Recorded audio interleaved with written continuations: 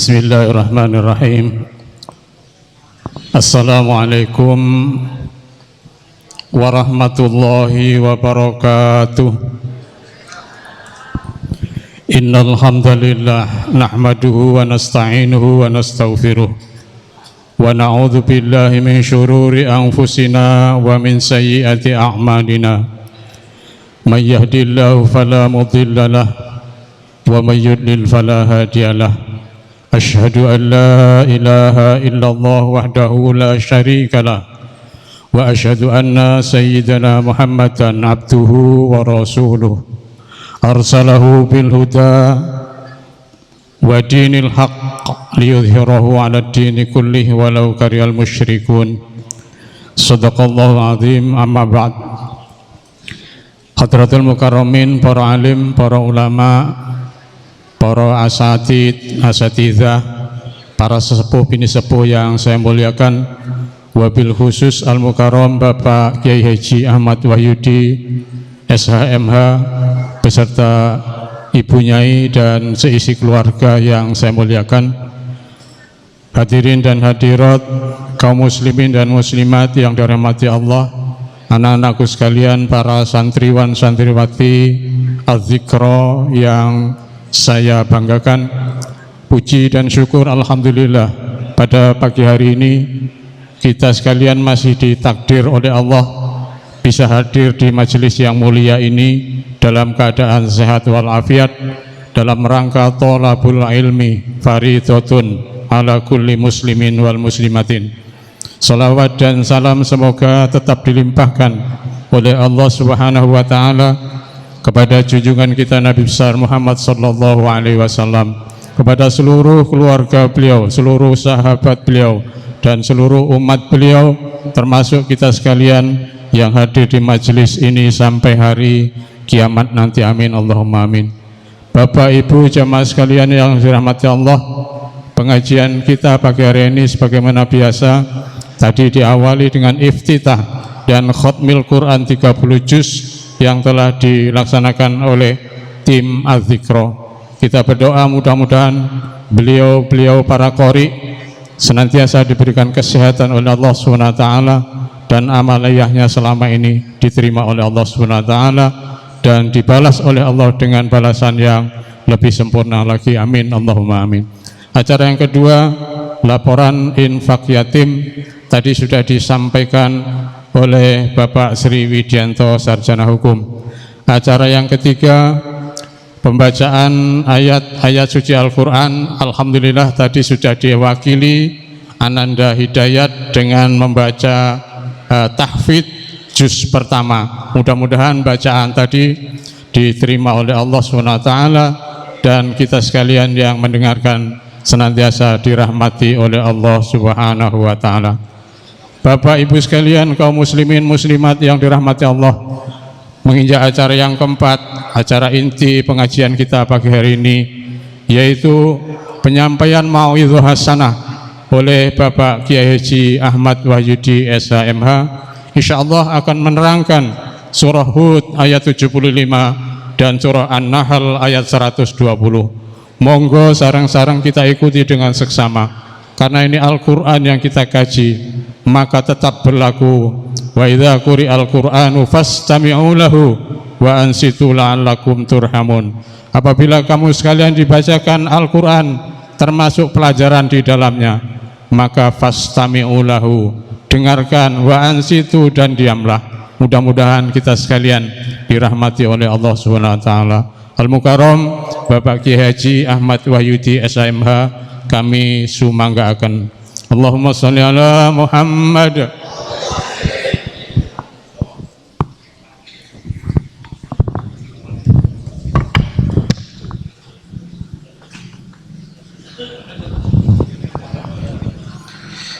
Assalamualaikum warahmatullahi wabarakatuh. Alhamdulillahirabbil alamin, hamdan li rabbinal azimil jalil, salatan wassalaman rasulihi Muhammadinil hadid dalil wa ala alihi washabi amsalil qanadil. Amma ba'du. Para jamaah rahmati Allah, alhamdulillah Ujian kali ini semakin banyak informasi tentang meningkatnya masalah COVID-19. Mudah-mudahan kita semua dijaga oleh Allah Subhanahu wa taala. Apapun yang telah ada, kita lihat bersama, kita dengar bersama dalam berita, mudah-mudahan tidak mengena kepada kita. Selain kita, mudah-mudahan saudara kita diselamatkan oleh Allah Subhanahu wa taala. Tidak perlu mengikuti spekulasi, tetapi mudah-mudahan di Banyuwangi intinya yang penting selamat, kita jaga bersama. Karena kesehatan jasmani itu merupakan bagian daripada yang kita harapkan dan kita mohon kepada Allah sebagaimana doa kita. Allahumma inna nas'aluka salamatan fid din. Salamatan fid din wa afiatan fil jasad. Selamat agama dan kemudian sehat jasmani. Mudah-mudahan kita disehatkan jasmani kita oleh Allah Subhanahu wa taala sehingga kita bisa tetap mengaji. Para jamaah, kemarin kita mengaji tentang kekuatan mental. Mental itu adalah kekuatan jiwa.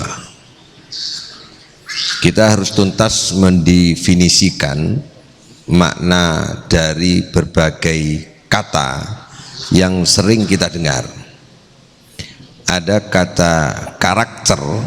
Karakter itu sifat jiwa. Kalau mental itu kekuatan jiwa. Kalau moral itu sikap jiwa. Jiwa itu substansi. Jiwa itu ruh. Jiwa itu ruh, substansi kita. Hakikat kehidupan diri kita itu jiwa. Bahasa Indonesianya lebih tepat jiwa. Kalau di dalam Al-Quran disebutkan bahwa manusia itu terdiri dari dua bagian yang merupakan satu kesatuan, disebut nafsun. Wa nafsin wa ma sawwaha wa nafsi wa ma sawwaha fa alhamaha fujuraha wa taqwaha. Manusia itu terdiri dari ruh dan jasmani. Ketika ruh dan jasmani menjadi satu disebut nafsun.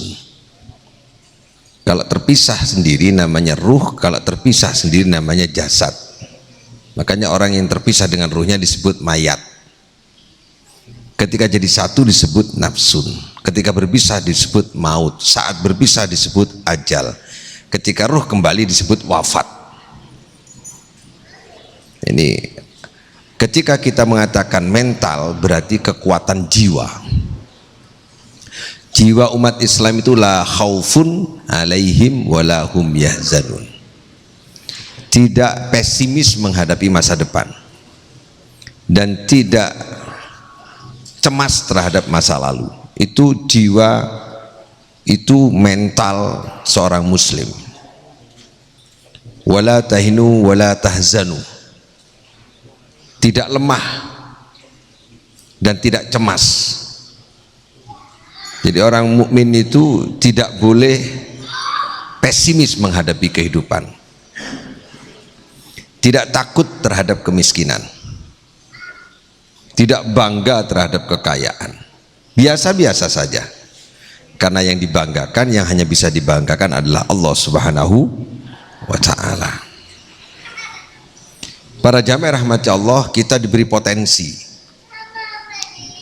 Potensi kita disebut dalam Al-Quran, wa fi anfusikum afala tubsirun. Di dalam tubuh manusia ini ada sebuah potensi, afala tubsirun. Apakah kau tidak meneliti? Coba teliti, potensi kita ini lebih daripada yang lain. Kita diberi bentuk tubuh yang berbeda dengan makhluk yang lain. Fungsi itu melahirkan bentuk. Kalau fungsinya untuk meja, maka bentuknya kayak gini. Kalau fungsinya untuk duduk, bentuknya berbeda. Jadi fungsi melahirkan bentuk. Fungsi manusia itu sujud. Makanya bentuknya kayak gini. Coba kalau kita sujud itu dari atas ke bawah, Allahu Akbar, Allahu Akbar, terus lurus, lurus. Fungsi melahirkan bentuk. Lihat hewan, lihat makhluk yang lain, nggak seperti manusia. Keningnya di depan kita, sehingga kalau kita ketika kita rukuk, sujud itu pas, karena fungsi itu adalah untuk sujud. Fungsi hidup itu sujud. Maka bentuknya kayak gini ini. Maka setiap orang yang sujud pasti masuk surga. Saya ulang ini, setiap orang yang sujud pasti masuk surga, karena itu dia menjalankan fungsi hidup. Makanya kita bentuknya kayak gini. Jadi kalau meja jangan dibuat duduk, mesti dianggap gak sopan. Kalau kursi jangan dianggap meja, pasti dianggap gila. Kan gitu. Jadi kita harus bisa bedakan antara irus be entong. Tahu irus? Irus untuk apa? Untuk sayur. Kalau entong, nah, bagaimana seandainya bentuknya entong dengan bentuknya irus sama? Karena fungsinya berbeda, bentuknya berbeda. Lepek kali piring, bentuknya sama tuh, gedene beda. Lek kula kalian jenengan ngombe teh terus lepek nggawe piring, nah, fungsi melahirkan bentuk. Ayo kita teliti diri kita ini, kita teliti kenapa kita ini berbentuk kayak gini. Pasti ada fungsinya. Masjid sekarang ini bentuknya sama ini dengan pendopo. Saya lihat sama enggak? Sama toh? Cuman pendopo enggak ada pengimamannya. Karena fungsinya untuk sujud, ada pengimaman. Maka bentuknya berubah. Di atasnya dikasih kubah. Itu kalau enggak dikasih kubah, dari luar dianggap pendopo. Makanya orang bisa salah ke sini, dikira ini pendopo kabupaten, padahal saya bukan bupati. Nah ini, iya kan? Jadi fungsi melahirkan bentuk.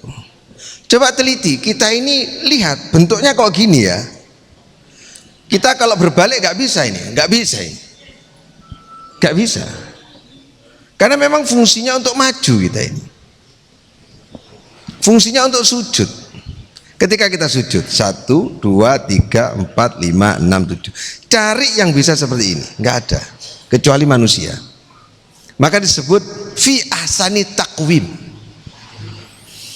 Sebaik-baik makhluk itu adalah yang bentuknya seperti manusia ini, memang fungsinya untuk sujud. Jadi orang yang tidak pernah sujud tidak mungkin masuk surga, karena tidak menjalankan fungsi.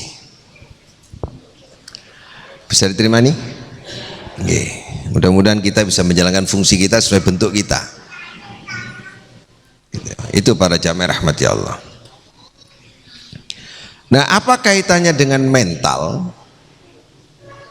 Mental itu sesungguhnya menjadi kuat kalau kita sadar fungsi kita ini apa, hidup di dunia ini.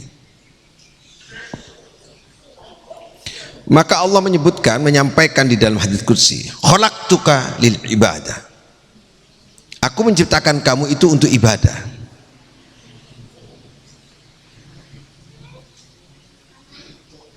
Wa ma khalaqtul jinna wal insa illa liya'budun.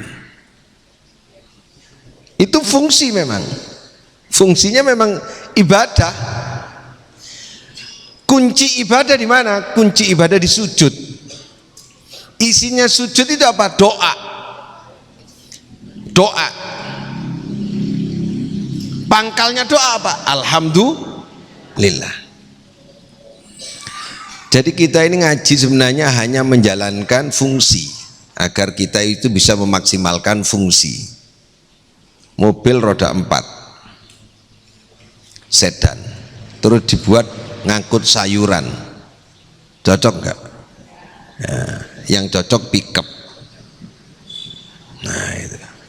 Kulkas dibuat lemari baju, cocok nggak? Lihat dalamnya kulkas itu, walaupun ada rak-raknya, beda dengan lemari baju. Itu jangan sekali-kali naruh baju di kulkas, bisa basah semua dan boros. Itu melanggar fungsi soalnya. Walaupun bentuknya mirip, kalau dibuka kayak lemari, ya kayak dibuka, tapi fungsinya berbeda. Jadi fungsi hidup itu adalah sujud. Nah, untuk bisa sujud dengan benar, untuk bisa beribadah dengan benar, maka tugasnya adalah ngaji. Jadi ngaji itu tugas mulia, dan mengajar ngaji itu tugas mulia, karena makhluk yang paling mulia yaitu Nabi besar Muhammad SAW tugasnya cuma 4. Yang pertama adalah ngajar ngaji. Jadi Nabi yang paling mulia itu ngajar ngaji. Kalau nggak bisa ngajar, ya belajar. Kalau nggak bisa belajar, ya dengarkan. Kalau nggak bisa dengarkan, ya senang. Kalau nggak bisa belajar, ngajar, senang, nggak bisa, mati saja. Sudah ada berfungsi. Ada sound system dipajang, tapi nggak berfungsi. Jadi apa namanya? Barang rosokan. Kalau ada benda di rumah kita nggak berfungsi sudah. Dia itu bagus bentuknya, tapi tidak bisa difungsikan. Dijual. Harganya murah dan dirosokkan, begitu. Nah, kita ini jangan sampai jadi manusia yang seperti barang rosokan. Bentuknya ada, matanya ada, tapi tidak berfungsi untuk sujud di hadapan Allah Subhanahu wa Ta'ala. Selama manusia itu bisa menjalankan fungsinya, maka kita tidak perlu khawatir hidup. Ketika kita tidak khawatir hidup, lalu kita itu tangguh, itu disebut mental dan kekuatan jiwa. Nah, sekarang karena kita sudah mengaji kemarin, apa kekuatan jiwa itu belajar dari mana? Dari Nabi Ibrahim. Wa idzibtala Ibrahima rabbuhu bikalimatin fa'atammahunna. Nabi Ibrahim itu diuji oleh Allah, dan saat oleh Allah diuji, diperintah oleh Allah fa'atammahunna, ujian itu disempurnakan oleh Nabi Ibrahim, dinikmati oleh Nabi Ibrahim. Kuat Nabi Ibrahim, mentalnya sangat tangguh. Anaknya diminta, nyawanya diminta, mau dibakar oleh Raja Namrud. Karena dia kuat mentalnya, justru yang menyelamatkan Nabi Ibrahim itu kekuatan mental imannya itu. Kenapa? Sebab ini saya ulang sedikit. Qala inni ja'iluka linnasi imama. Sebab Allah merencanakan Nabi Ibrahim itu sebagai imam. Maka seorang imam itu syaratnya harus tangguh, kuat menghadapi tempaan hidup. Berarti harus bermental baja. Nah, manusia hidup di dunia ini secara umum tujuannya untuk apa? Khalifah fil ard, sebagai pemimpin di muka bumi. Kalau imam spesifik, kalau khalifah lebih luas. Bisa pemimpin keluarga, bisa pemimpin bagi anak-anaknya, bisa pemimpin bagi murid-muridnya dan lingkungannya. Wa idz qala rabbuka lil malaikati inni ja'ilun fil ardi khalifah. Fil ardi khalifah. Jadi tugas kita ini khalifah. Masa khalifah itu kacrek? Kacrek itu apa ya? Mentalnya tidak tangguh. Mental itu harus kuat. Saya sekali-kali ngomong begini ini karena ini pengalaman pribadi nih. Saya punya pengalaman khusus. Saya punya senior juga punya pengalaman khusus. Kita diumbang-ambingkan oleh persoalan problem. Diberhentikan dari ketua DPR, diberhentikan dari ketua partai, nyalon bupati kalah, punya pondok pesantren, diusir dari pondoknya, mendirikan pondok lagi. Kalau kita nggak denden, habis kita. Kita harus bermental tangguh bahwa kita bersama Allah. Jangan goyah. Nah, kalau putus asa, berbuat baik dikhianati, berbuat baik air susu dibalas air tuba, terus berhenti gak berbuat baik, oh itu berarti mental tempe. Terus saja berbuat baik. Ada rumus ini, ada rumus dalam Al-Quran. Fazadahumullahu marodoh. Saya ngaji dengan santri-santri di surat Al-Baqarah ini. Jadi cara Allah apa jenenge, kalau orang-orang munafik itu kan hatinya itu sakit, sehingga kalau ada ayat Allah, sehingga kalau ada Al-Quran, dia itu menolak, lalu mengejek, lalu mengolok-olok. Semakin dia mengolok-olok, diturunkan terus Al-Quran itu, diturunkan ayat itu, teruskan kebenaran itu, turunkan terus. Jadi kalau kita ini diejek karena berbuat baik, jangan berhenti, semakin banyak harus berbuat baik. Cara mengalahkan orang jahat berbuat kita itu, kita harus menumpuk kebaikan. Cara kita ini disakiti karena kita berbuat baik dibalas dengan air tuba, maka kita harus terus berbuat baik sama dia. Cara membuat malu orang yang menghasut kita, melayani dia dengan baik. Cara membuat orang lain itu yang menghasut kita dan menjelek-jelekan kita, agar kita itu punya posisi tinggi, lalu dia itu menjadi rendah, itu balas dengan kebaikan, maafkan dia. Oh, itu memang sulit. Ini mental mukmin, mental mukmin, mukmin tidak terpengaruh. Ini ada cerita ini. Ada seorang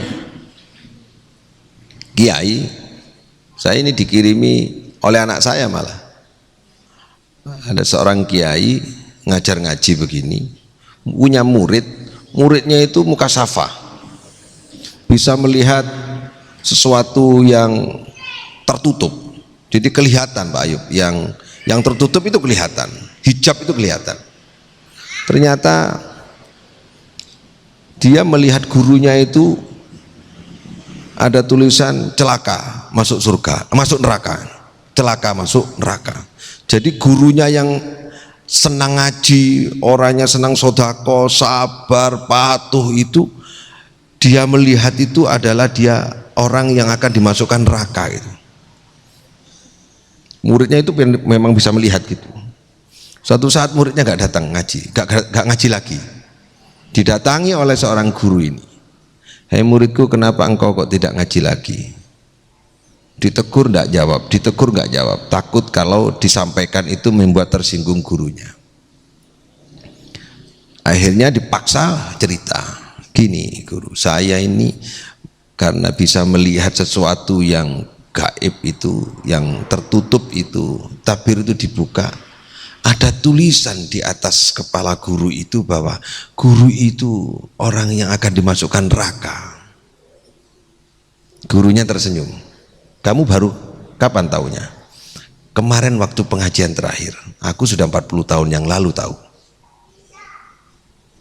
Gurunya jawab, aku tahu kalau aku akan dimasukkan neraka itu sudah 40 tahun yang lalu, sudah mendapatkan berita gaib. Kok guru terus menerus tetap beribadah dan berbuat baik? Karena tujuanku tidak takut terhadap neraka dan bukan surga tujuanku. Aku hanya bersandar kepada Allah. Terserah Allah mau dijadikan apa aku ini. Ini guru yang mengatakan. Kalau kau ibadah karena ingin surga lalu takut dimasukkan ke neraka, berarti kau tidak mengabdi kepada Allah. Kalau gitu aku ngaji lagi guru, ngaji lagi. Setahun kemudian si murid itu melihat guru ahli surga. Jadi kadang-kadang kita ini diuji sama Allah. Kau ini sakjane nyenden aku apa nyenden dunya, ngono lho sakjane. Coba tak masalah didik iku nangis sama ora? Leren nggak berbuat baik, leren nggak ngaji, coba tak cobai. Hanya gitu sebenarnya. Jadi kita tidak usah khawatir terhadap semua yang dijanjikan apapun saja. Yang penting kita ini bersandar kepada Allah Subhanahu. Itu mental mukmin. Nggak usah dihitung sudah. Oh kalau dihitung di Cengho itu 2 hektar ya. Di sini nggak sampai 5.000. Dihitung nggak jadi bikin pondok lagi, karena tujuannya ngaji, nggak urusan dengan jumlah luasnya tanah, nggak urusan dengan fasilitas, yang penting ngaji. Cara membalas kita gimana? Cara membalasnya dengan prestasi. Anak-anak santri harus lebih unggulan, harus lebih prestasi, begitu. Itu mental mukmin. Itu para jamaah rahmat Allah. Belajar dari mana? Kita belajar dari Nabi Ibrahim, karena Nabi Ibrahim diuji oleh Allah untuk disiapkan jadi pemimpin. Nah, kita ini khalifah di muka bumi. Kita ini khalifah di muka bumi, pemimpin di muka bumi. Pantaskan kita ini sebagai pemimpin di muka bumi. Jangan khawatir dan jangan takut. Termasuk adanya corona, adanya, sudah usah khawatir sudah. Jangan terlalu berlebihan khawatirnya itu. Besok mati, sekarang mati, misalnya besok lusa mati, bakal mati kok. Seneng nggak seneng, menghindar nggak menjauh sampai bersembunyi di gua, tetap mati.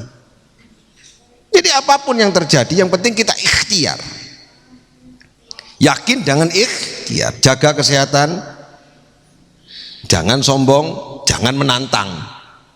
Pokoknya yang penting ikhtiar. Ini para jamaah rahmati Allah. Baik. Kenapa kemudian Nabi Ibrahim itu diuji oleh Allah selain dijadikan imam? Karena Nabi Ibrahim ini uswatun hasanah. Qad kanat lakum uswatun hasanatun fi Ibrahim walladzina ma'ahu. Sungguh ada bagimu uswatun hasanatun. Iswatun hasanatun, boleh dibaca uswatun, boleh dibaca iswatun. Fi Ibrahim, di dalam diri Nabi Ibrahim itu seluruh karakter, sifat, kebiasaan Nabi Ibrahim, ucapan Nabi Ibrahim, sikap Nabi Ibrahim itu adalah uswah hasanah. Di Al-Quran yang disebut uswah hasanah hanya dua. Laqad kana lakum fi rasulillahi uswatun hasanah. Nabi Muhammad SAW, qad kanat lakum uswatun hasanatun fi Ibrahim walladzina ma'ahu, Nabi Ibrahim. Orang kalau mau ingin jadi contoh harus bermental mukmin. Suami ingin jadi contoh istri, ibu ingin jadi contoh anak-anaknya. Kalau kita ingin jadi contoh orang lain, kalau kita ingin jadi contoh orang lain, ya pantaskan kita ini bisa jadi contoh. Nah, kalau kita jadi contoh harus bermental tangguh. Jangan suka sambatan, jangan suka ngeluh. Ngeluh itu hanya satu, kepada Allah Subhanahu wa ta'ala. Ojo aduh tok. Cantak cara kita melihat anak yatim, ya coba. Cara kita melihat anak yatim kadang-kadang kita salah. Jangan menganggap anak yatim itu susah, salah. Anak yatim itu dimuliakan oleh Allah. Anak yang mulia itu anak yatim. Coba, ketika orang tuanya diambil, bapaknya yang diambil, ya bapaknya diambil, Allah menurunkan perintah. Ara'aital ladzi yukadzibu bid-din fadzalikal ladzi yad'ul yatim. Tahukah engkau siapa yang mendustakan agama? Orang yang tidak mau memuliakan anak yatim. Seluruh makhluk di dunia ini suruh memuliakan satu anak yang ditinggal satu bapaknya itu. Gantinya itu seluruh orang banyak. Coba, luar biasa. Mulia enggak ini anak yatim ini? Kenapa kita tangisi? Kadang-kadang ibunya nangis, anaknya juga nangis. Kok nangis dimuliakan, kok nangis? Kebalik-balik kita ini. Maka di surah An-Nisa saya baca, wabtalul yatama hatta idza balagun nikah. Anak yatim itu harus dididik tegas, keras. Jangan lemah kita mendidik anak yatim. Kamu calon pemimpin, tidak boleh cengeng, tidak boleh cari kasih sayang kepada siapapun, karena kamu dikasih sayang oleh Allah Subhanahu. Gitu caranya. Anak yatim itu Nabi Muhammad SAW yatim. Kenapa? Karena dia biar tidak mencari kasih sayang kepada orang tua, agar tidak mencari kasih sayang kepada bapak dan ibunya. Kasih sayang itu hanya kepada Allah Subhanahu wa ta'ala. Anak yatim ini dilatih untuk jadi pemimpin karena dia biar tidak mencari kasih sayang, tapi tugasnya menyebar kasih sayang. Begitu. Jadi anak yatim itu mulia cara melihatnya itu. Orang miskin sama. Jangan merasa sedih jadi orang miskin, dan jangan merasa dihina jadi orang miskin. Jangan merasa sholatnya nggak diterima oleh Allah. Persepsi kita yang salah. Coba, surat itu tadi sudah disampaikan. Ara'aital ladzi yukadzibu bid-din fadzalikal ladzi yad'ul yatim wa la yuhaddu 'ala ta'amil. Tahukah kamu siapa yang mendustakan agama? Orang yang tidak mau memberi makan orang miskin. Siapa yang disuruh oleh Allah dan menjadi kewajiban itu? Orang-orang mukmin dan muslim itu diwajibkan untuk memperhatikan orang miskin. Kalau begitu orang miskin itu diperhatikan enggak? Disayangi enggak? Kita aja ngeluh, karena apa? Miskin gengsi, miskin sombong itu singgarai, miskin engkres, bodoh kementos, ngono lho singgarai. Singgarai wong gak sayang dek kono iku ngarai. Jadi biasa-biasa saja, semua dimuliakan oleh Allah, diganti oleh Allah. Yang yatim diganti kasih sayangnya, yang miskin diganti kasih sayangnya. Ketika kita lemah, didatangkan oleh Allah Subhanahu wa taala. Ini cara menguji mental begitu. Ada anak usia 25. Saat usia 25 itu ngomong begini. Ayo mbojo wis. Oh, aja sik dipakani apa anake? Megahe gurung. Mangan apa engko? Itu kan ada sering ucapan begitu, orang tua ngucap gitu, anak ngucap gitu. Coba kita lihat. Umur selawi, umur 25 ragu kepada Allah. Padahal dia 25 tahun itu bahagia. Ketika dia lahir procot, melihat tidak bisa, mendengar tidak bisa, didulang, dihadirkan oleh Allah orang tua untuk menyayangi. Ketika dia merangkak, dia berdiri, dia tidak bisa apa-apa, dia tidak berpikir apa, dia senang-senang naik sepeda, sudah keliling, gak pernah gak bahagia, bahagia tuh arek cilik, terus sampai SD, SMP, SMA, lihat senang main HP itu. Bareng akale wis waras, wis normal, kok malah sedih, malah ragu terhadap hidup. 25 tahun itu hidup bahagia. Ketika kita lemah, didatangkan orang tua untuk merawatnya. Itu cara Allah melihatnya. Ketika kita tidak bisa berbuat apa-apa, bapak ibu kita bekerja, itu merawat kita. Ketika bapak ibu tidak ada, Allah mendatangkan orang lain untuk merawat kita. Guru kita, lingkungan kita, melindungi semua. Tapi ketika kita ini sudah akalnya mulai jernih, mulai normal, golek bojo mangan apa aku? Lek gak megah mulai ragu. Lho selawe tahun itu seneng itu sapa sing ngrumat? Ini kita kadang-kadang lupa. Ini para jamaah rahmati Allah. Ini mental. Jadi mental itu harus kuat begitu, jangan ragu. Jadi cara melihat kita yang salah terhadap keadaan itu. Baik, lalu kemudian karena Nabi Ibrahim itu adalah uswatun hasanah, pantaskan kita untuk jadi uswatun, contoh teladan. Yang calon suami, anak-anak santri, ini calon suami soalnya, calon bapak harus disiapkan mulai sekarang. Harus bermental tangguh. Karena akan menjadi contoh. Maka apa yang perlu kita lakukan? Kita belajar dari ayat-ayat yang ada di Al-Quran tentang Nabi Ibrahim. Inna Ibrahim kana ummatan qanitan lillah hanifan.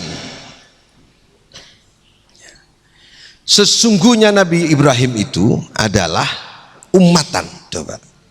Ini menyangkut kapasitas personality. Nabi Ibrahim disebut umat. Padahal satu. Umat itu apa? Banyak. Umat itu banyak maknanya. Tapi Nabi Ibrahim disebut ummatan. Asal kata ummu, induk, babon, induk. Nabi Ibrahim itu induk. Artinya ketika menyebut ummatan, kapasitas seorang Nabi Ibrahim itu kalau dibandingkan tauhidnya, keyakinannya kepada Allah terhadap seluruh manusia ini, cukup satu Nabi Ibrahim itu. Kalau kita imannya dikumpulkan jadi satu dengan Nabi Ibrahim, gak ada tandingannya itu. Kalau kita sembelih kambing aja takut, Nabi Ibrahim itu nyawa ya. Kita beli HP bisa, tapi sembelih kambing nggak mau. Terus bandingannya gimana itu? Maka Nabi Ibrahim itu kapasitasnya itu melampaui kapasitas seluruh makhluk di dunia ini, kecuali Nabi Muhammad SAW. Disebut ummatan. Artinya, kalau belajar dari sini, kalau kita ingin bermental tangguh, penuhkan kapasitas kita, maksimalkan, optimalkan kapasitas kita. Otak kita ini harus cerdas seperti kapasitas otak kita. Jangan seandainya kapasitas kita 10, otaknya hanya dipakai 2. Seandainya kita ini punya 100% kapasitas otak kita itu, kita gunakannya 2%. Nganggurnya lebih banyak, apalagi otaknya masih segelan. Kan besok itu ada orang itu dihisap, ternyata kamu pernah berpikir apa? Nggak pernah berpikir, karena apa? Selama hidup di dunia otak saya disegel karena nggak pernah dipakai sama sekali. Kayak itu ruwai, nggak moco, nggak tahu sinau, nggak tahu ngaji, nggak tahu, kan itu otak segelan namanya. Kita ini kapasitas harus maksimal, full, penuh. Fisik harus maksimal, kerja harus maksimal. Jangan nganggur, jangan tidur kecuali capek. Jangan berhenti berpikir kecuali sudah ada yang dipikirkan. Ini mohon maaf, saya tidak sombong, ini latihan saya ini. Saya ini tidak mau berhenti berpikir kecuali saya mau sudah tidak bisa lagi nggak bisa lagi melek, kecuali ngantuk bener. Saya berhenti mikir. Kadang-kadang terbawa ke tidur itu mikir juga. Jangan berhenti berpikir kecuali kita sudah mentok tidak bisa mikir. Jangan berhenti fisik kita berbuat kecuali cuapek betul. Jangan berhenti berkarya kecuali kita sudah tidak punya kreativitas lagi, mentok tok tok gitu. Coba saya mau tanya, pernahkah kita mentok baca Quran sampai gini? Pernah nggak? Pernah nggak? Nggak pernah toh? Mau baca Quran sampai kejaduk-jaduk ini nggak pernah, nggak pernah. Jadi kalau ingin latihannya santri di sini, Pak Haji, latihannya santri itu ngaji maghrib jam 10 terus sampai sudah gini. Ada sampai kepalanya dibenturkan tembok biar gak ngantuk. Sudah kalau ketika nggak kuat baru dia tidur. Itu cara melatih jangan berhenti berpikir kecuali memang sudah mentok, nggak bisa mikir lagi sebab ngantuknya nggak bisa ditahan. Kita ini belum ngantuk tidur, nggak bisa jadi punya kapasitas, nggak punya. Maksimal harus ya, total full. Jangan berhenti. Saya ngomong begini berani bertanggung jawab atas ucapan saya karena saya pelakunya. Saya ini mulai muda tidak pernah berhenti berkarya, terus tidak pernah berhenti. Sampai lihat sudah. Ini bukan sombong ya, bukan sombong, hanya untuk memotivasi. Tahun 2015 saja kita lihat. 2015 kita beli tanah di Sobo untuk bikin pondok pesantren. Pindah ke Cenghu, Barikuno. Habis itu kita bangun selesai kita ada masalah. Kita bangun lagi sampai sini. Berhenti nggak? Nggak berhenti. Jangan berhenti, karena saat berhenti kita nggak beribadah, dicabut nyawanya, habislah kita. Jangan berhenti, kita nggak tahu kapan kita diambil oleh Allah Subhanahu Wa Taala. Kita hanya berkejaran dengan waktu, momentum itu jangan berhenti. Seolah-olah kita berkejaran dengan waktu, terus ambil semua momentum, ambil terus. Biarkan anjing menggonggong, kafilah tetap berlalu. Ya, sudah orang mau ngomong apa terserah, yang penting berbuat. Itu mental itu. Itu para jamaah rahmat Allah. Nah, kapasitas personality itu harus dipenuhi. Wa fi anfusikum afala tubsirun. Di dalam diri kamu itu ada kapasitas. Afala tubsirun, apakah kamu tidak melihatnya, tidak menelitinya? Bagaimana kita dilebihkan daripada makhluk yang lain? Kita diberi otak, diberi cara melihat, diberi cara memandang. Kita bisa membedakan benar dan salah. Kita bisa membedakan merdu dan tidak merdu. Luar biasa ini. Kita bisa berlari, kita bisa berjalan. Luar biasa, itu kapasitas. Jangan ditidurkan badan kita kecuali kita sudah tidak mampu lagi berbuat apa-apa. Jangan biasakan berebah. Ojo, turu itu khusus untuk istirahat. Saya ulangi, tidur ini penyakit itu. Ya, tidur penyakit. Wa ja'alna naumakum subata. Aku jadikan tidur itu untuk istirahat. Sepak bola 45 menit, 2 kali 90 menit, istirahatnya 15 menit. Banyak mana mainnya sama istirahatnya? Pertanyaannya, banyak mana kita tidurnya dengan berbuatnya? Nah, jawab diri sendiri itu ya. Kalau banyak tidurnya, naudzubillah. Pertama, capacity. Kita harus lebih daripada yang lain. Kalau melihat ada orang lain hebat, jangan sekali-kali membandingkan dirinya seolah-olah kita itu dia mendapatkan kenikmatan. Kegagalan orang yang punya kapasitas dan mental tangguh itu adalah ketika melihat orang lain nikmat dan kita tidak mendapatkan kenikmatan. Ini latihan kita ini. Latihannya kita begitu. Delok wong dadi bupati. Enak dadi bupati. Enak awake dhewe timbang dadi bupati, Pak. Kita minggu bisa jagongan, sore ngobrol-ngobrol, yang seneng rokokan sambil rokokan di bawah pohon. Bupati gak iso. Ora iso apa-apa. Protokol ada ini, ada kegiatan. Tanya Pak Haji Mas Duki yang pernah jadi sekda. Disposisi ini, rapat di sini, enggak bisa apa-apa. Kita ini enak, ngobrol-ngobrol, ngajol. Enakan kita. Jadi ketika melihat orang lain nikmat, kita harus mengatakan lebih nikmat saya daripada kamu, gitu. Itu caranya melihat begitu. Jangan melihat nikmatnya orang lain, tok kebahagiaan orang lain, tok seolah-olah kita ini sedih, enak. Saya kalau sudah duduk dengan bupati, jadi bupati enak anakku iso ngajar ngaji, ketemu santri, lapalan, apa gak iso ngono. Menghibur diri. Loh, iya tak? Iya, orang kaya. Teman saya ini kaya-kaya. Subuh keluar rumah itu sudah mencatat mobilnya ada apa enggak, dilihat. Sepeda motornya ada apa enggak, takut dicuri orang. Tambaknya di sana dilihat. Karyawannya berapa? Tiap hari sibuk. Jenengan bangun tidur tek nang ngarep omah, Kang nang ndi Kang? Nang pasar jagongan. Orang kare sampean masih jagongan. Enak sampean ya Allah jenengan. Gitu ya. Jadi gitu, tidak usah melihat kenikmatan orang lain. Lihat bahwa kita diberi kenikmatan oleh Allah Subhanahu wa taala. Percaya enggak? Orang yang banyak uangnya itu sesungguhnya diazab oleh Allah. Percaya enggak? Al-Qur'an itu.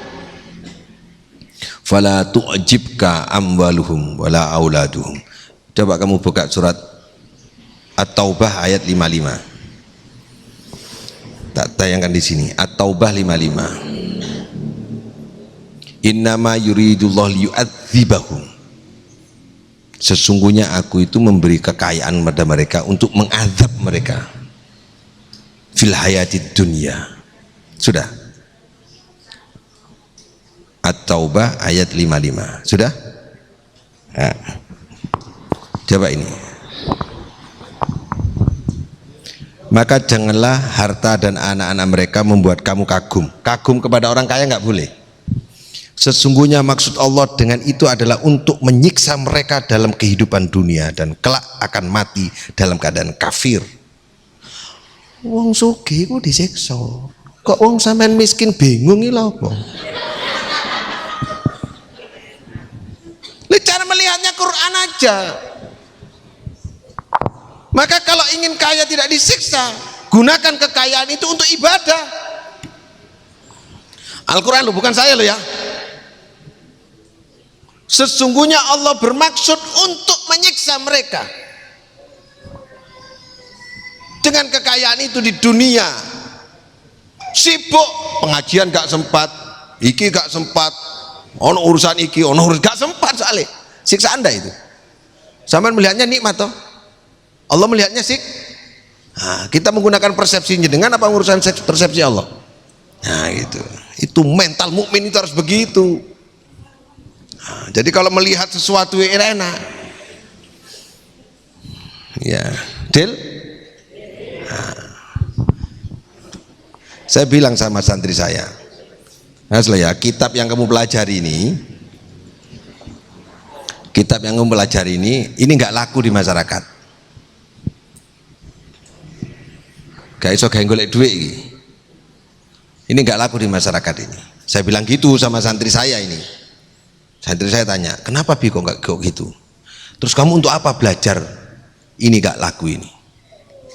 Bingung dia tanya terus. Ya apa Bi kok? Ya karena ini nggak begitu laku di masyarakat sebab masyarakat pinginnya ilmu yang langsung dapat uang. Kalau ini kan nggak langsung dapat uang, dapat surga.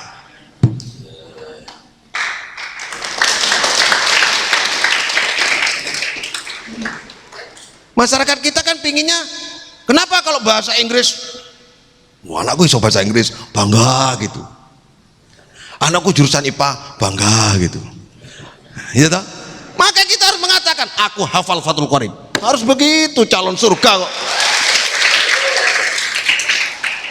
Aku hafal tafsir Jalalain. Oh no, mosok kalah mbek sing hafal bahasa Inggris, mbek matematika, mbek rumus fisika.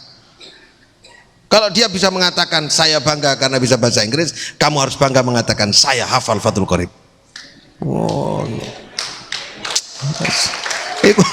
mental itu harus begitu, ya tak? Yang kedua, kapasitas dari Nabi Ibrahim qanitan lillah, patuh taat kepada Allah. Jadi kalau kita ingin bermental tangguh, tidak cukup hanya kuat mentalnya, tidak hanya kapasitasnya, ilmunya tinggi, tidak, tapi patuh dan tunduk kepada Allah, qanitan lillah, patuh kepada Allah, tahajudnya, duhanya, ngaji Qur'annya, kepatuhan kepada Allah itu dipelihara. Yang ketiga, hanifan, lurus, seimbang. Hanif, sekali lagi, hanif itu ini, hanif itu asalnya ini hanif ini, Amit ya. Nah ini lekuan kaki ini, kalau kita berdiri kan ada bolongannya kaki itu, kalau kita berdiri kaki diangkat satu, kita tetap bisa tegak, nggak goyang, karena ada lekuan itu namanya seimbang. Hanif itu maknanya seimbang, urusan dunia dan urusan akhirat harus seimbang, urusan pikir dan zikir harus seimbang, belajar ikhtiar dengan tawakal harus seimbang, diseimbangkan. Jangan aja alasan tawakal terus di jerone masjid gak tau megawe, gak tau sembarang. Ono arek jinan pakai jin tongkrongan di pinggir jalan, di gubuk itu degerdu, gak tahu nang dindi, ndak pernah kemana-mana. Yang satu pakai sarung, gak pernah kemana-mana, di musola terus. Apa bedanya? Sama-sama malesnya. Yang beda sarung dengan celananya. Yang celana ada di gardu, yang sarungan ada di musola. Yang di gardu gak kerja, yang di musola gak kerja. Bedanya apa? Yang satu sarungan, yang satu celanan. Samanya apa? Sama-sama malesnya. Yang satu alasan males nang masjid, yang satu alasan males nang gerdu. Podo males ya saja. Males sih ditutupi sarung, situ males sih ditutupi gardu. Sakjane podo males sih. Islam tidak suka kepada orang males. Harus kerja keras, harus seimbang dunia dan mentalnya begitu. Terus aku yang penting jari ini ngaji mau wis akhirat ae, yang penting wis mlebu surga. Lho ngarepe dhewe gak ngono lho. Ya kudu megawe barang. Ya, itu hanif, seimbang. Seimbang. Ini para jemaah rahmati Allah. Nah, kalau kita bisa seperti ini, kalau kita sudah seperti ini, Nabi Ibrahim punya sifat. Nomor satu sifatnya adalah siddiq, siddiqan nabiyan, siddiq, benar, sangat membenarkan. Kalau ada ayat tadi itu, jangan begini, mosok sih, jangan begitu, langsung dibenarkan, langsung diamalkan. Satu ayat dengar langsung kerjakan. Itu namanya siddiqan, sangat membenarkan. Mubalaghah itu, siddiqan, sangat membenarkan apa yang diperintah oleh Allah, apa yang merupakan larangan dari Allah, membenarkan sudah. Siddiqan. Jadi kita harus punya sifat siddiq, benar, benar, pinter tapi gak bener, enten, pinter tapi gak bener, enten, bener tapi gak pinter, wongnya bener tapi bodoh, ono wong pinter tapi gak bener. Ini harus benar, kapasitas sudah, taat sudah, seimbang dunia dan akhiratnya, tapi harus benar, harus benar. Nabiyan harus mau menyebarkan berita-berita itu, karena selain Nabi adalah Rasul. Sifat yang kedua adalah pada zaman syakiran, bersyukur. Kita harus selalu bersyukur kepada Allah. Ada orang kaya, kita kadang-kadang sulap. Ada orang punya jabatan, kita kadang-kadang sulap. Maka kita harus bersyukur. Alhamdulillah saya dikasih sehat, mata kita bisa melihat, nggak dikasih stroke, nggak sakit kayak mereka. Terus disyukuri, terus syakiran. Li'an umihi, syakiran li'an umihi, syukur atas nikmat-nikmat yang diberikan oleh Allah Subhanahu Wa Taala. Kalau kita bersyukur, apa janji Allah? ijtabahu wa hadahu ila siratim mustaqim. Oleh Allah kita ini akan dipilih oleh Allah. Kita dipilih oleh Allah. Wa hadahu ila siratim mustaqim, dan kita akan diberi petunjuk. Nabi Ibrahim itu dipilih, Allah memilih Nabi Ibrahim dan memberi petunjuk Nabi Ibrahim ila siratim mustaqim. Jadi syukur itu justru memberikan jalan keluar. Ini sifat orang pemimpin. Seorang yang bermental tangguh harus punya sifat sidik dan harus punya sifat syukur, bersyukur, syakir, orang yang bersyukur. Ini para jamaah rahmati Allah. Sifat selanjutnya halimun. Nabi Ibrahim itu halim, surat Hud itu. Inna Ibrahima la halimun awwahun munibun. Sifat Nabi Ibrahim 3 itu disebut. Sesungguhnya Nabi Ibrahim itu la halimun. Halim itu maknanya sabar. Halim itu sifat jiwa. Sabar itu apa? Sabar itu merusak gurunge winara. Tolerans. Sabar dia, tenang. Halim. Biasanya dimaknai santun. Kalau santun itu lebih tepat adab. Kalau halim itu sabar. Sabar itu namanya ya, sifat sabar itu halim. Sifat jiwa orang sabar itu adalah halim itu. Lembut, tenang, ngerti. Karena dia tenang, lembut, sabar, dia itu bisa berbagi. Itu halim. Yang kedua awahun. Nabi Ibrahim itu kalau ada apa-apa merintih kepada Allah, sambatnya nang Allah.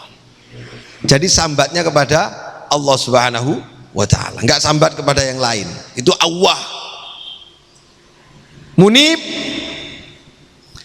banyak kembali maksudnya kalau ada apa-apa kembalinya kepada Allah Subhanahu wa ta'ala. Ini para jamaah rahmati Allah. Jadi sifatnya halim, sifatnya awah. Jadi kalau ada apa-apa bangun tengah malam, ya Allah, mintanya kepada Allah. Kalau ada apa-apa minta kepada Allah, itu awah namanya. Sifat yang selalu merintihnya kepada Allah, sambatin nang Allah Subhanahu wa ta'ala. Itu awah. Kalau halim, hatinya lembut, selembut salju. Karena dia mengerti kehidupan. Kayak kiai tadi itu dikabari bahwa dimasukkan neraka, tenang dia. Kenapa? Karena kebahagiaan itu bukan surga. Hakikat kebahagiaan itu bukan surga. Hakikat kebahagiaan, kerusakan dan siksa itu bukan neraka.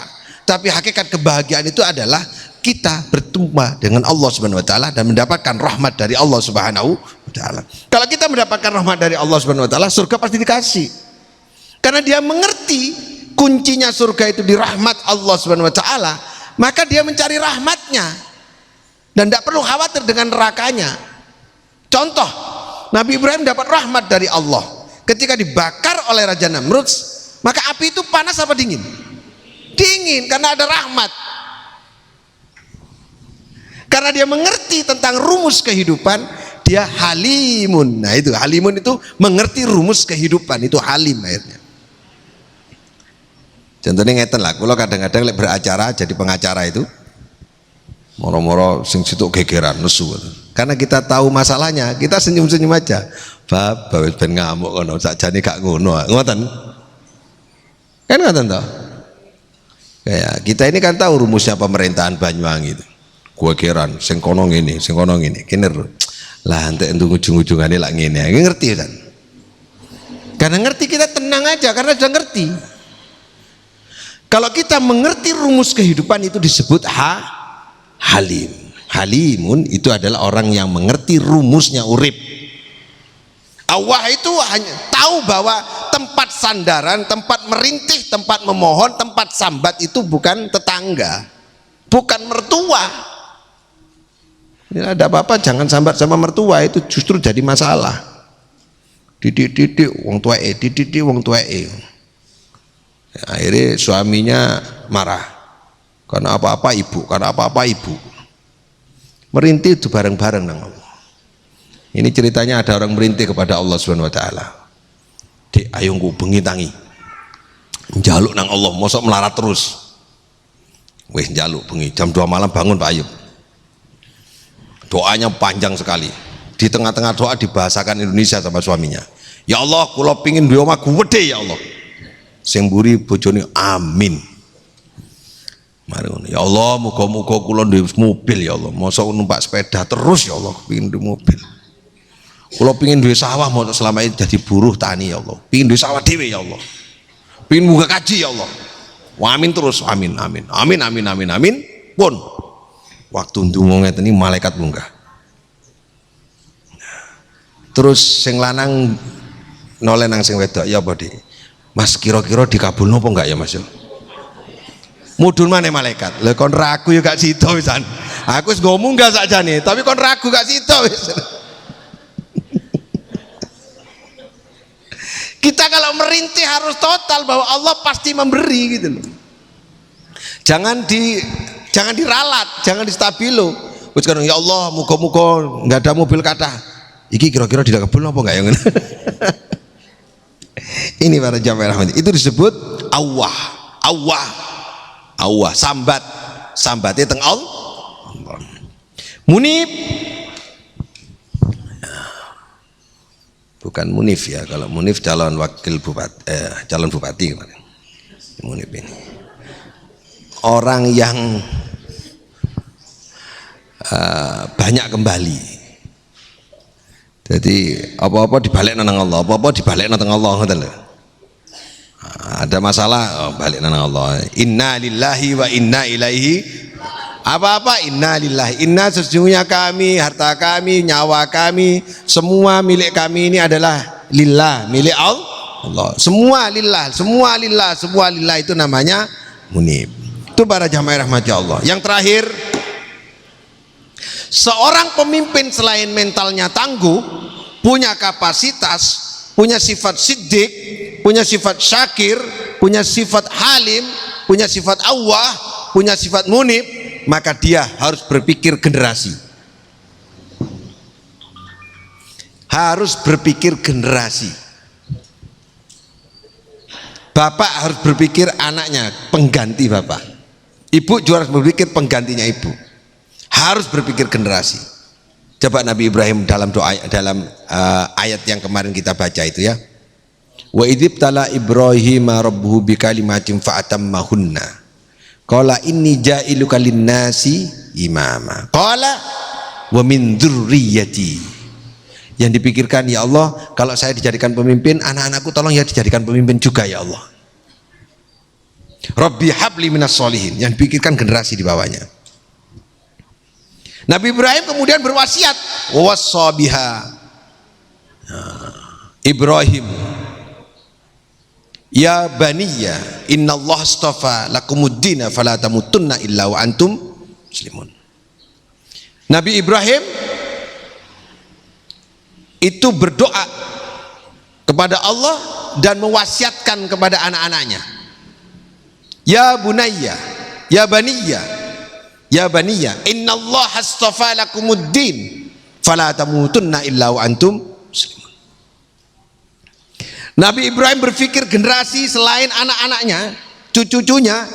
Dia berdoa kepada Allah, Rabbana wab'ats fihim rasulan minhum yatslu alaihim ayati wa yuzakkihim ayatika wa yuzakkihim wa yuallimuhumul kitab. Ya Allah, nanti setelah saya tolong turunkan seorang rasul di antara umat manusia ini, karena butuh seorang pemimpin ya Allah. Jadi pemimpin yang bagus itu adalah menyiapkan kader. Ini jangan dipelintir ini. Menyiapkan kader.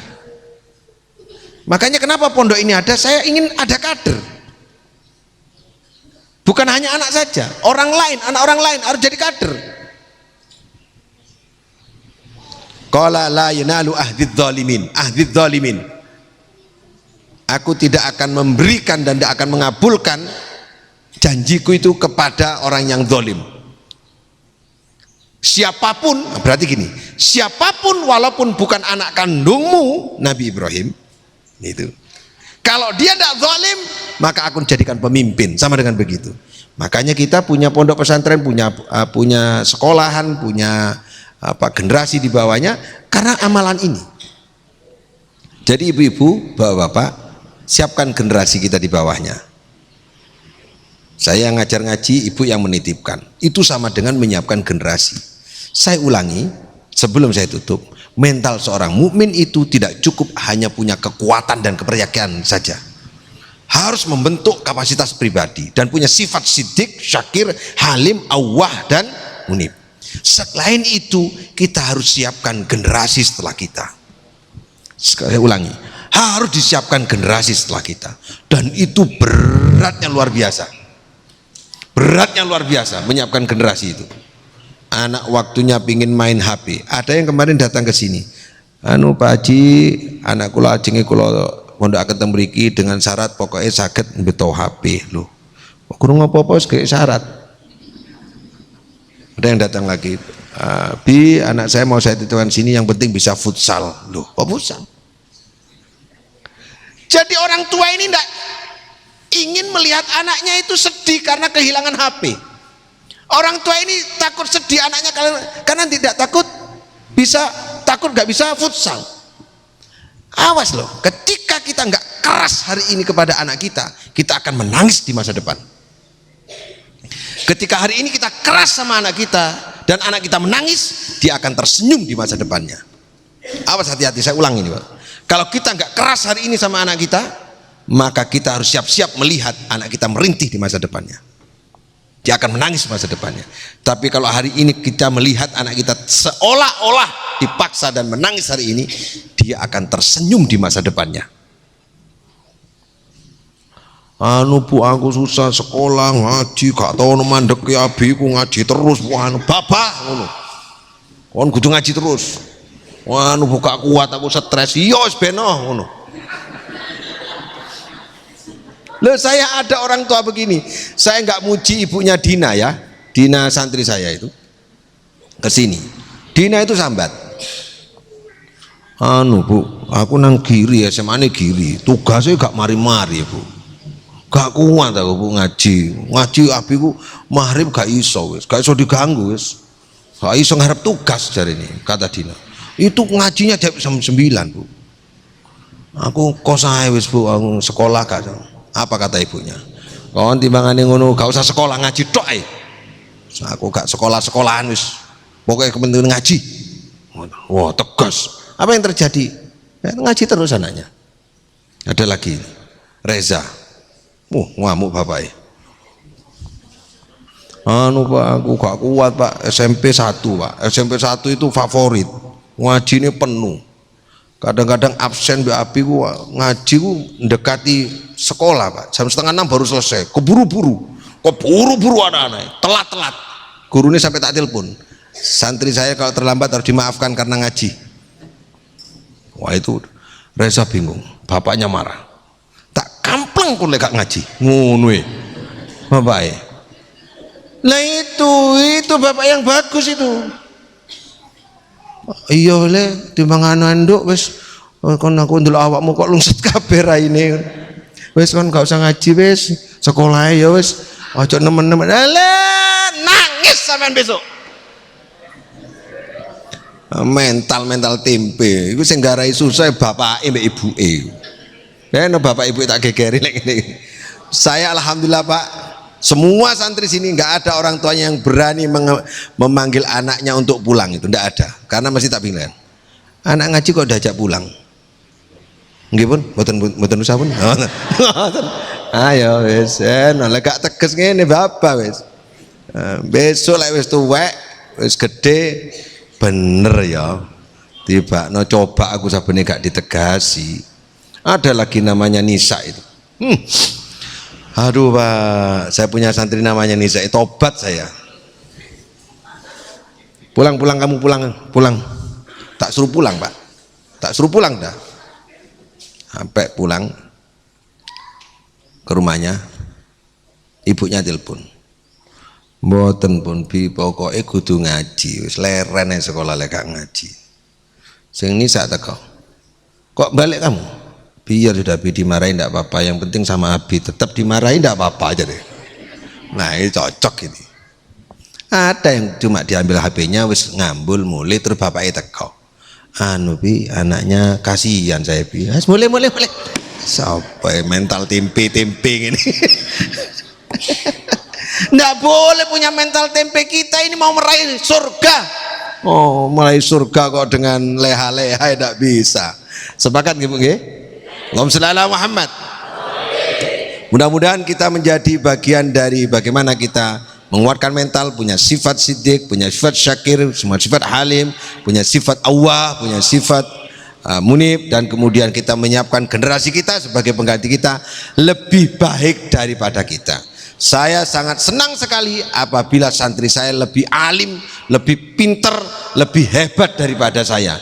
Karena orang tua yang sukses adalah punya anak yang lebih pandai daripada orang tuanya. Guru yang sukses adalah apabila punya murid lebih pinter daripada gurunya. Wallahul muwaffiq ila aqwamit thoriq. Wassalamualaikum warahmatullahi wabarakatuh.